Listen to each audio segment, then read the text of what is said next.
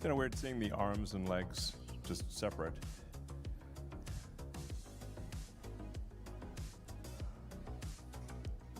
We have a whole lab full of arms and legs.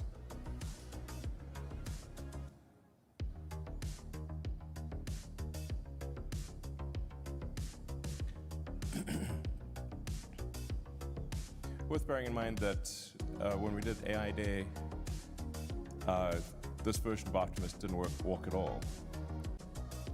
So the rate of improvement here, I think, is quite significant. It's obviously not doing parkour, but it is walking around, and we have multiple copies, I suppose, of Optimus. The thing that I think Tesla brings to the table that others don't have is that we have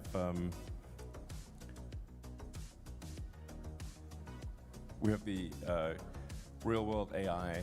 We're the most advanced in real-world AI. So the same AI that drives the car, which you can think of the car really as a robot on wheels, and this is a robot on legs.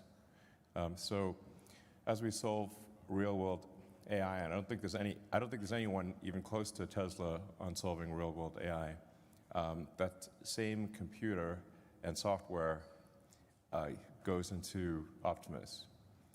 So it's not that helpful to have a humanoid robot if you have to program every individual action. It needs to be able to walk around autonomously and solve tasks. You should be able to instruct it in simple things by showing visually what the robot needs to do, or just telling it what to do. So I think that's a key advantage that we have. And then we also are good at designing things for manufacturing and then manufacturing itself. So the actuators in Optimus are all custom designed Tesla actuators. So we designed the electric motor, the gearbox, the power electronics, obviously the battery pack, and everything else that goes into Optimus. We were quite surprised to find how little was available off the shelf, because there's a vast number of electric motors, gearboxes and whatnot that are available in the world, and we found none of them were useful in a humanoid robot, literally none. So you have to custom design the actuators for a humanoid robot.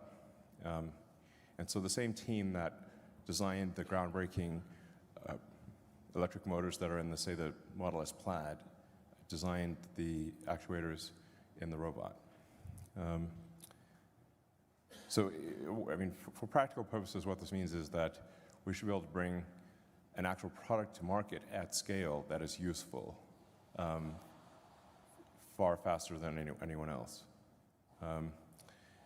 And assuming that the things I'm saying are true, or at least you can put it, I think they are true. It's just a question of the timing.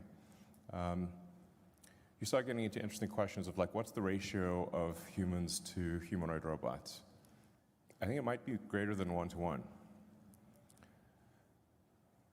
Because you could sort of see a home use for robots, certainly industrial uses for robots, humanoid robots.